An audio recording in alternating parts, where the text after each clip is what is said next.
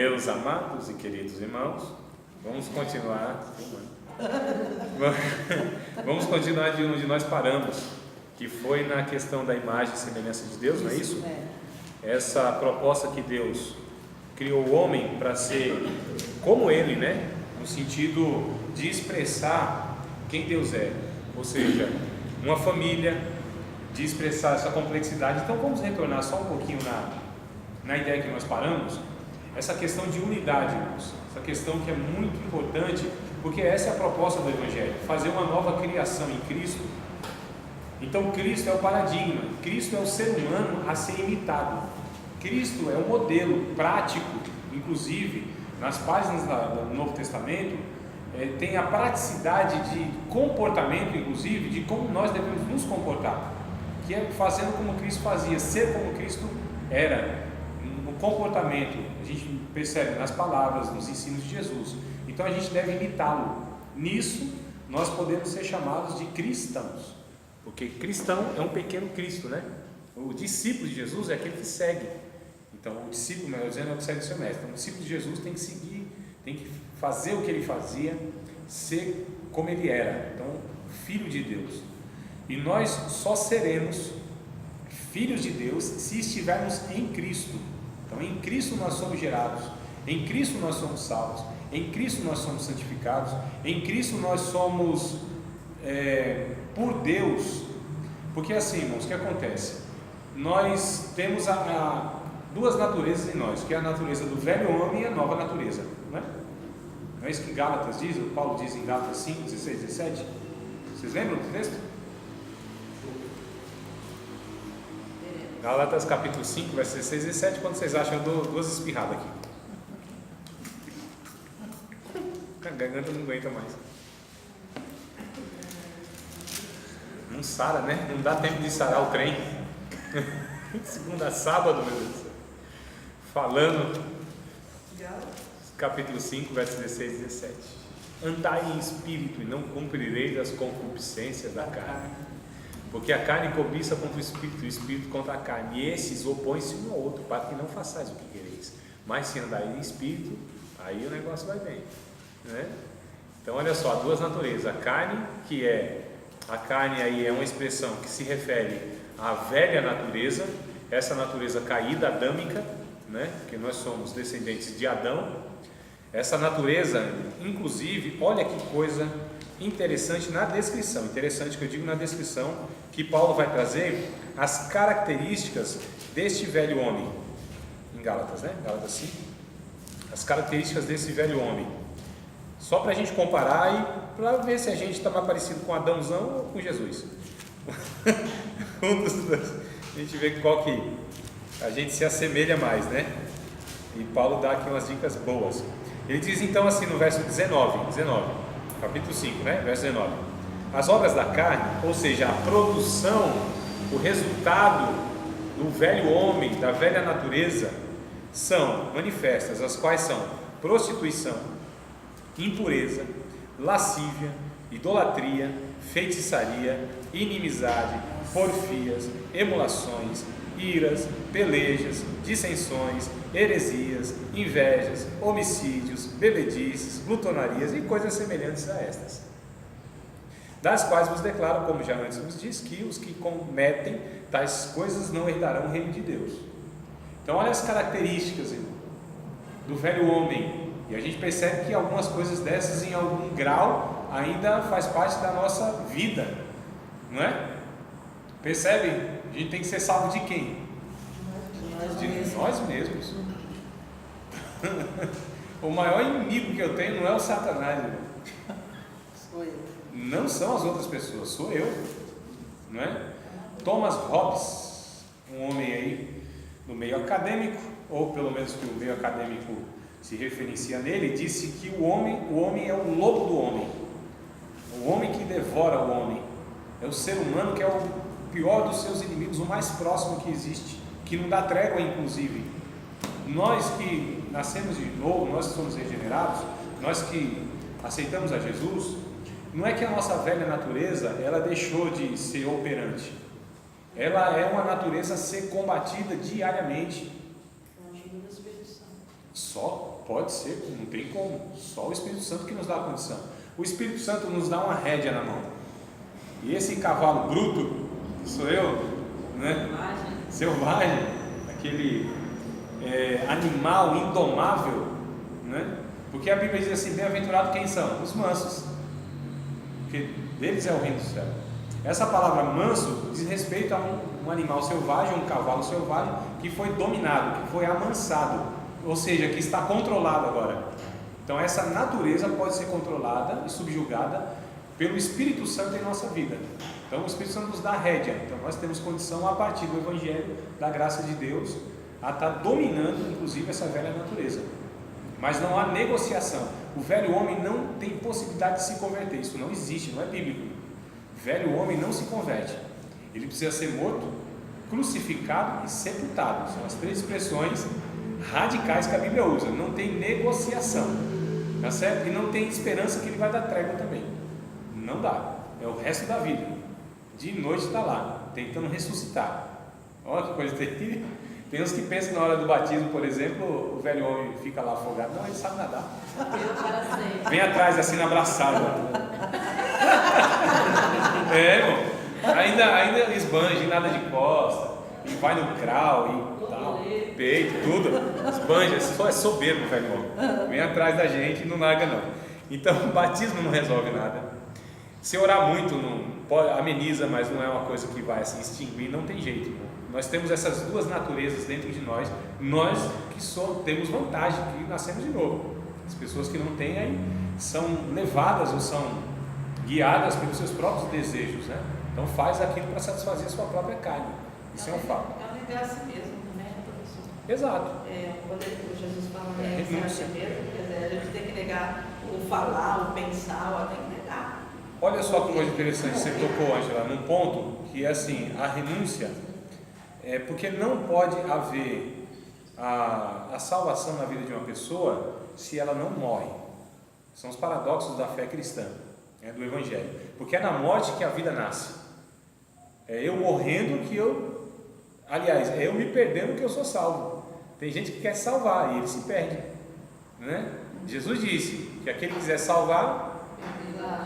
E quem perder a sua vida, olha, então tem gente que quer se salvar de consequências, quer se salvar de uma série de, quer se safar de uma série de situações, por isso são safados, né? Vai se safando,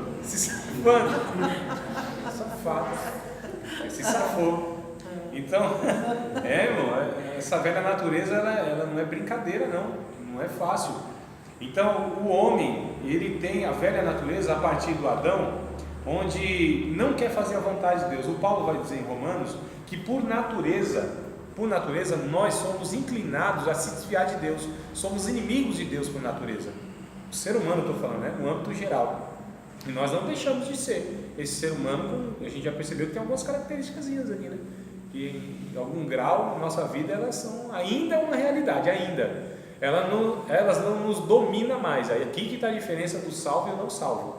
O não salvo é dominado pelos seus desejos, pelo pecado. Nós não somos dominados mais pelo pecado. Nós somos salvos do poder dominador do pecado, do poder condenatório do pecado, não ainda da presença, infelizmente. Mas seremos um dia totalmente livres e salvos da presença do pecado. Aí mesmo, é só glória. Aí não tem preocupação. Aí sim é só vitória. Mas nós fomos salvos do poder do pecado. Ele não nos domina mais. A gente já não faz aquilo que a nossa carne pede para fazer. De vez em quando faz, mas é por acidente. Deve ter arrependimento. Não deve ter satisfação nisso.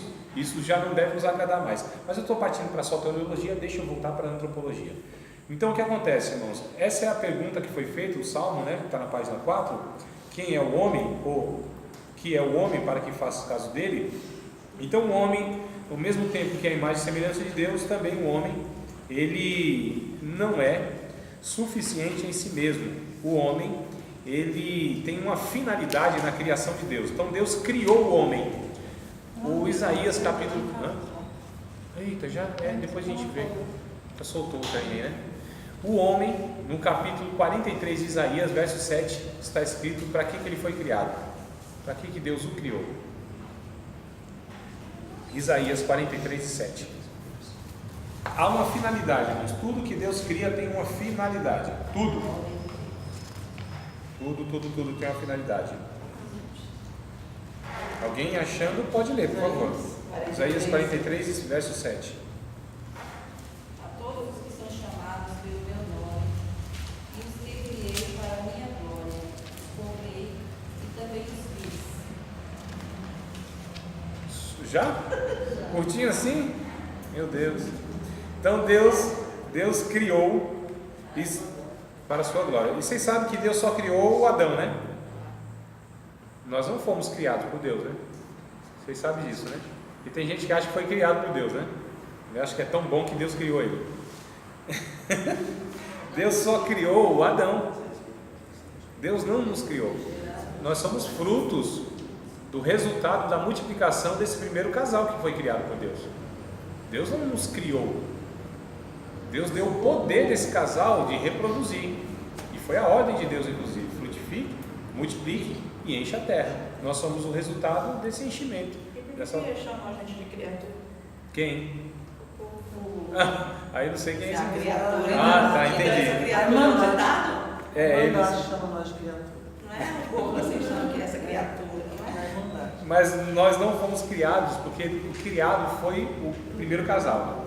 Nós somos resultados então dessa multiplicação. Mas não quer dizer que nós somos inferiores, não é isso que eu estou dizendo. Eu só estou dizendo que Deus criou o ser humano porque nós estamos representados em Adão como ser humano. Essa é a questão. Por que nós sofremos toda a consequência então do pecado de um... Ele nem conheceu esse casal. Eu não vou poder estar no céu não, né? Quem? O Adão. Porque ele é chamado de cabeça da criação, né? Até o capítulo 5 de Romanos vai dizer que por um homem entrou o pecado no mundo, e por esse homem todos sofreram a consequência do pecado, como também por um homem, Jesus, todos serão salvos. Então são cabeças representativas da humanidade. Então Adão ele peca, a gente sofre toda essa consequência. Mas em Adão nós somos então, ou nós temos a finalidade de representar Deus na terra, o ser humano, não é? Isso que eu ia falar não era isso não, me fugiu da mente.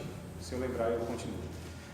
Mas em Adão nós somos então essa continuidade, tá certo? Que Deus criou. Então nós temos, irmãos, uma finalidade que Adão tinha, a mesma. Nós temos a mesma finalidade, que é glorificar a Deus, que é o que diz o texto. Eu os criei, eu os formei para a minha glória. Agora é muito genérico esse negócio de falar assim, eu vivo para a glória de Deus. Tá, o que isso quer dizer? Porque a gente é mestre assim, né? Em colocar umas frases, uns negócios que ninguém sabe o que é de verdade. Né? Na prática não se exige muito, porque eu não sei, é um negócio assim meio genérico, abstrato, né? Viver para a glória de Deus. O que é viver para a glória de Deus? Viver para a glória de Deus é viver como Deus vive, em família, harmonioso e servindo os outros. Viver para a glória de Deus, inclusive, é mostrar para aqueles que ainda não conhecem Deus, né? Que eles vejam Deus, porque nós somos o que? O corpo de Cristo. E como é possível fazer isso? Como é possível? Qual é a finalidade então que Deus nos colocou aqui? Para que todos, a partir de Adão, no caso, Adão já faria isso naturalmente, nem haveria necessidade, na verdade, de fazer isso que hoje tem necessidade. Que necessidade é? De mostrar para as pessoas que elas são imagem e semelhança de Deus, que Deus é o Criador, e que se Deus é o Criador, e se Deus é uma realidade, então tem uma forma adequada de viver. E quem estabeleceu isso foi Deus. Que o problema é esse, não é? Porque cada um quer viver do seu jeito, do jeito que bem entende. E tem igreja que quer também viver do jeito que ela quer, e não é assim. Nós não temos o direito de viver como nós queremos, e nem como igreja. Nós decidimos fazer o que nós achamos que devemos fazer. Nós precisamos saber, entender, descobrir a vontade de Deus para a nossa vida como ser humano e como igreja também. Então, já tem dois equívocos. Tem gente querendo viver do jeito que quer, bem entende, acha que é dono do seu nariz, né? E aí vai satisfazendo seus próprios desejos. E também a gente como igreja pensa que tem que viver do jeito que cada um... É um negócio assim terrível. Cada um propõe um negócio totalmente diferente do outro, né? Nossa, a gente tem um bocado de igreja diferente aqui agora, né? Então vocês devem saber o que eu estou falando, mais ou menos. Mas aí tem uma forma tem um jeito certo de Deus, que é viver para a glória dele. E viver para a glória dele, inclusive, é também, entre outras coisas, viver de uma maneira a expressar vida e só vida, mais nada. Porque tudo que Deus faz é expressão e origina vida, tudo que Deus faz. De Deus não procede nada que é ruim, que é feio, que tem morte, nada. De Deus não procede nada dessas coisas.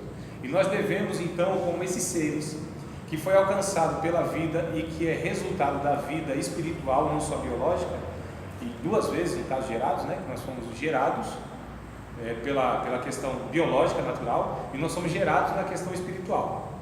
Então, a gente tem a vida verdadeira, não a vida que é perecível. A gente tem uma vida que não perece. Jesus disse: vocês que creem em mim, vocês vão ter vida, vida abundante, e não vai perecer nunca mais. Não tem morte, acabou. Não tem possibilidade da morte nos alcançar. Biologicamente ainda tem uns negocinhos a ser resolvido ainda, né? Mas assim, a gente não tem mais a morte. Nós, seres humanos, que foi alcançado e a nova criação em Cristo, não tem, ele já venceu a morte. Ele já venceu a morte, tanto física quanto a espiritual, que nem sujeita estava. Então Jesus não estava sujeito à morte espiritual, mas ele, quando toma o nosso lugar, né, então ele passa por uma morte física, carrega os principados e a potestade nos seus ombros e leva, irmãos, com ele para o inferno, a morte. Só que no terceiro dia ele destrói o império da morte.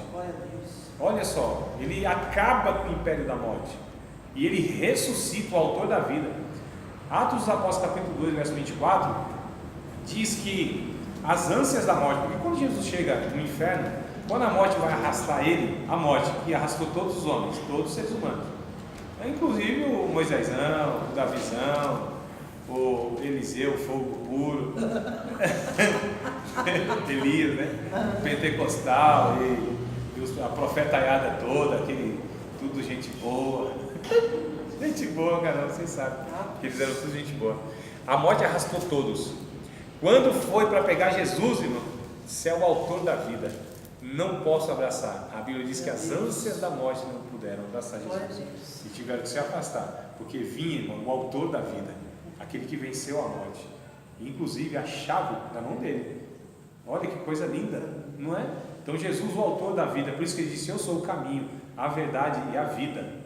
A vida, ele disse de Zoe, está lá no original, não é biose, que a biose é que deriva a vida biológica, né? Animal e tal. Jesus disse: eu sou, embora ele seja também o autor da vida biológica, você fala, mas ele disse: eu sou o de Zoe, vida espiritual, eu gero a vida de Deus. Olha, a vida eterna, a vida com abundância, a vida de qualidade, porque isso é evangelho, vida de qualidade. Então a morte para nós, irmãos, já foi vencida. Se a gente não teme a morte, vai temer o quê? Não é? Por isso que a gente vive tranquilo, sem ansiedade, sem desespero, sem medo de nada, tranquilamente, não é, irmão? E o dia que a morte vinha, é o último inimigo a ser vencido, que diz o Paulo, né, em 1 Coríntios capítulo 15, não foi isso que ele disse? Olha que coisa interessante, 1 Coríntios capítulo 15, verso 51 até o 58. Eis que vos digo um mistério, nem todos dormiremos, mas todos seremos transformados, como os crentes, né? Um abrir e fechar de olhos, a última trombeta, porque a trombeta soará, e nós seremos transformados, e o que é mortal se revestirá de imortalidade, e o que é corruptível se revestirá da incorruptibilidade. E quando isso que é mortal se revestir da imortalidade, e quando isso que é corruptível se revestir da imortalidade, da incorruptibilidade, então cumpre-se a palavra que está escrita: tragada foi a morte na vitória. Onde está a morte, o teu aguilhão? Onde está o inferno, onde está o pecado, né? O inferno, o poder, o aguilhão, a força do pecado é ali, mas graças a Deus que nos dá a vitória, o nosso Senhor e Salvador Jesus. E o 58 vai dizer: portanto, meus amados irmãos, sejam firmes, constantes, sempre abundantes na obra do Senhor, porque tem uma recompensa. O verso último vai dizer: a morte, o último inimigo a ser vencido, a gente não teme mais. Ó morte, onde está? Não tem uma música assim? Tem, né? Vocês são mais atualizados na música, né? Onde está a morte, o teu aguilhão? Onde está? Né? Então, está tudo tranquilo, irmão. A gente não tem mais a morte. Ah, meu Deus do céu. Então, e a morte foi uma realidade que entrou no ser humano, mas Deus criou o ser humano não para experimentar a morte, mas não autossuficiente e nem autoexistente. Quando Deus cria o homem, disse para ele se alimentar da árvore da vida. Não tinha proibição da árvore da vida. A proibição é da árvore do conhecimento do bem e do mal. A árvore da vida podia comer. Então o homem, mesmo tendo a vida eterna, mesmo não tendo conhecido a morte, mesmo assim ele ainda dependia de Deus. Ele precisava se alimentar daquela árvore da vida, que inclusive, quando o homem peca, Deus falou: opa, não tem mais acesso à árvore da vida. Porque imagina o homem pecando e ainda tendo vida eterna. Ia ser uma desgraça maior ainda. Não é? Porque pecando, irmão, então eu só ia prolongar o seu estado de pecado. É por isso que Deus, ceifando a vida de alguns, é ato de misericórdia. É por isso que o inferno, criado por Deus, é um ato de misericórdia. É difícil entender esses negócios, né? É por isso que às vezes Deus interrompe a vida de uma pessoa, é um ato de misericórdia. Porque se essa pessoa, e Deus sabe se ela vai se converter ou não, Deus sabe, isso está na mente de Deus, não pertence a gente. Mas Deus sabe, então Deus finda ali, porque quanto mais ela viver no pecado, mais juízo, então ela vai acumulando para a vida eterna. É melhor morrer, porque vai morrer de qualquer jeito no pecado, e Deus sabe disso. Então Deus vai lá e ceifa, sendo criança, sendo jovenzinho, sendo quem for. Então ato de misericórdia, porque vida prolongada, irmão, no pecado quer dizer que vai ser mais juízo na eternidade. A gente fala assim, tinha toda uma vida pela frente. Uma vida de pecado, né? Uma vida de pecado, né? Uma vida de pecado, né? Pecou tão pouquinho. Tinha uma vida toda desgraçada pela frente. Então, amados, aí Deus então tira o acesso daquele casal à árvore da vida. Na eternidade, eu vou provocar vocês, porque vai ser uma matéria que a gente vai tratar, e eu não vou responder agora, não vou falar agora, nem no WhatsApp, nem em lugar nenhum, nem off. Nossa. Não falo, nem recuso. Vocês sabem que o céu não é o destino final nosso, né? O céu é um lugar transitório, momentâneo, intermediário. Só para provocar o pensamento de você, o céu não é o lugar para onde a gente vai, definitivamente. É um lugar onde a gente vai passar. Só vai ser água. Agora a questão é o seguinte: nem na eternidade nós seremos suficientes, ainda dependeremos de Deus. Parece que vai haver lá alguma coisa que a gente vai precisar fazer para se manter vivo em Deus. Há uma certa, quando a gente lê Apocalipse, por exemplo, tem lá ainda a árvore da vida ressurgindo, tem lá uma fonte, tem lá toda uma dependência de Deus. O homem nunca será autossuficiente. É uma criatura que sempre dependerá de Deus, como todas as coisas dependem de Deus. Mesmo na eternidade, salvo, sem ser mais sujeito à morte, um corpo glorificado, aleluia, louvado seja Deus, sem dificuldade nenhuma, né? Saudável, tudo mais, bonitão. A glória de Deus vai revestir os cabras feios. Eles vão continuar feios na estética, mas a glória de Deus vai assim tornar que eles sejam uma pessoa. Já viram os anjos aparecendo quatro rostos?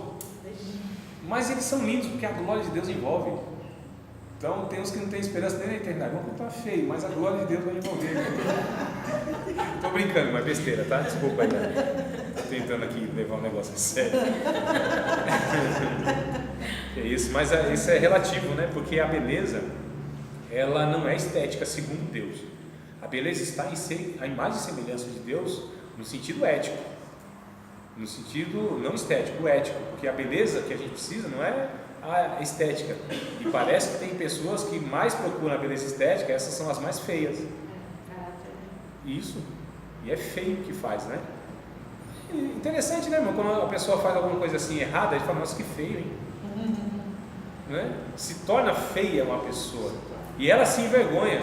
Quando tem um mínimo de vergonha na cara, se envergonha, né? Porque a vergonha é pela feiura que ela cometeu, pelo ato, né? Não é a estética, é a ética que falta, é a moral que está em decadência.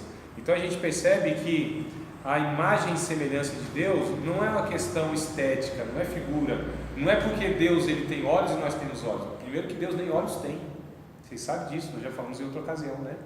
Não é porque Deus ele tem um corpo sarado, barriga tanquinho, não é a tanque, não é a máquina 15 quilos igual a minha. Não é isso, mesmo porque Deus não tem essas aparências, tá certo? Imagem e semelhança não quer dizer estética. Então, quando Deus apresenta com olhos, com mãos, narina e ouvido, tudo isso é simbólico, né? Não é que Deus tem essa forminha e tal. Mas a imagem e semelhança de Deus é isso, é porque Deus é bondoso, nós devemos ser também bondosos como Ele. Deus é benigno, nós também devemos ser benignos como Ele, etc. e tal. Então a gente precisa saber que o ser humano tem uma finalidade, expressar Deus, como Deus é. As pessoas só verão Deus através de nós, porque nós somos essas pessoas que possibilitam as outras a verem Deus. É por isso que nós nos santificamos, ou vivemos uma vida de santificação. Não é para ver Deus, porque nós já vimos Deus. Lembra que a gente tratou desse versículo? Quem estava? Que a gente tem uma interpretação errada desse versículo, que é o Hebreus, né? 12, 14, né? Santificação, ninguém verá Deus, né? E segue a paz com todos, e a santificação, sem a qual ninguém verá Deus. Alguns ou muitos interpretam errado que nós precisamos santificar para ver Deus. Não é isso que o texto diz. Seria impossível nós nos santificarmos se a gente não tem um modelo, um paradigma, uma referência. Se a gente não viu santificação nenhuma, de onde a gente tirou essa referência de santificação para se santificar? Só pode ser de Deus, então eu já vi Deus. Então a santificação não é para eu ver Deus. Eu me santifico porque eu já vi Deus. Aí na minha santificação o outro verá Deus. Segue a paz com todos. E a santificação, sem a santificação, o outro não verá Deus. Porque o outro só verá Deus através de mim, que me santifico porque vi Deus e agora sou parecido com Ele. E aí vou agora expressar quem é Deus para o outro, porque o outro não conhece Deus. Ele fala, não, olha para Jesus. Tem alguma tradução que chega nisso que você está falando? Não conheço. Preciso ver se tem alguma coisa assim. É por isso que tem coisa que precisa ser interpretada mesmo, né? Qual que é o versículo desse? 12 e 14. Vê aí, Angela, se tem alguma coisa mesmo. Hebreus 12 e 14, né? Mas essa é a realidade. Eu vi Deus e o outro só verá Deus, irmãos, através de nós. Deus escolheu isso. Deus colocou a sua imagem e semelhança para que todos soubessem quem Ele era. E isso não foi expressado nos anjos. Os anjos já tinham sido criados antes do homem. Os anjos já tinham sido 12 e 14, não é? Isso. Tem alguma coisa aí para acrescentar? Né? Deixa eu ver. Procurem ter paz com todos e se esforcem para viver uma vida completamente dedicada ao Senhor, pois sem isto ninguém o verá. Está vendo? Dá a impressão o verá, né? Mas não é eu, é o outro, né? Então, tá vendo? É o outro. Mas olha só, que coisa interessante. Os anjos, eles foram criados antes. Eles foram criados antes dos seres humanos, antes da criação. Jó 38, verso 7, está escrito isso aí. Quando Deus criou a terra, os anjos estavam lá se alegrando, vendo aquele negócio. Imagina, não é para menos também, né? Deus criou todas as coisas, os anjos de camarote assistiam todos e se alegravam mesmo. E aí, os anjos não expressam isso. Então, Deus quis mostrar para os anjos, inclusive, como era a expressão máxima dele. E não foi os anjos que expressaram isso, foram nós que expressamos isso. Porque a expressão máxima de Deus é o ser humano. E mais o ser humano de Jesus. Hebreus capítulo 1, verso número 3. Verso número 3. De Hebreus. Tem que anotar, porque eu estou falando aqui os versículos bíblicos, eu não sei que vocês armazenaram tudo. Ah não, vocês vão assistir de novo, né? É a aula, por isso. É isso, eu acho, né? O verso 3. Ele, Jesus, expressa a imagem da sua pessoa. Isso. Sustentando todas as coisas pela palavra do seu poder, havendo feito por si mesmo a purificação dos nossos pecados, assentou-se à direita da majestade nas alturas. É interessante que Hebreus, ele ainda vai dizer que Jesus não tomou a descendência dos anjos, e sim a descendência de Abraão, ou seja, ele veio mesmo como um ser humano, né? Então ele não veio como um anjo, ele veio como um ser humano. Então ele tomou a descendência de Abraão, um ser humano, se fez ser humano, e a expressão máxima de Deus, a mais próxima que Deus chegou até nós, foi Jesus. Expressa a imagem da sua pessoa. Então quer ver Deus? Olha para Jesus. Jesus disse isso: quem vê a mim vê o Pai. Nós somos um, em essência, não em pessoa, mas é a mesma coisa. Senhor, mostra-nos o Pai que nos basta. Tanto tempo eu estou com vocês, vocês não têm me visto. Quem vê a mim, o Pai, é a mesma coisa. Então a pergunta é: se Deus disse, vocês querem me ver? Vou enviar-me. Lá vou eu. Aí foi o Filho, aí viu Deus. Aí Jesus disse assim agora para a humanidade: vocês querem me ver? Vou enviar os meus enviados, meus discípulos, meus missionários. vou enviar a minha igreja. Aí a gente fala assim, você quer ver Jesus? Olha para ele. Aí Jesus diz, não, olha para você. Eles têm que olhar para você. Essa desculpa de que não olha para mim não, que eu sou cheio de falha, olha para Jesus. A pessoa diz, eu quero ver Jesus. Aí Jesus disse assim, eu quero que você agora me mostre para ele. André, 10 e 5. Sim, eu me empolguei, eu sei. Vamos O acabar. inimigo luta tanto com a gente, né? Bateu o sinal e eu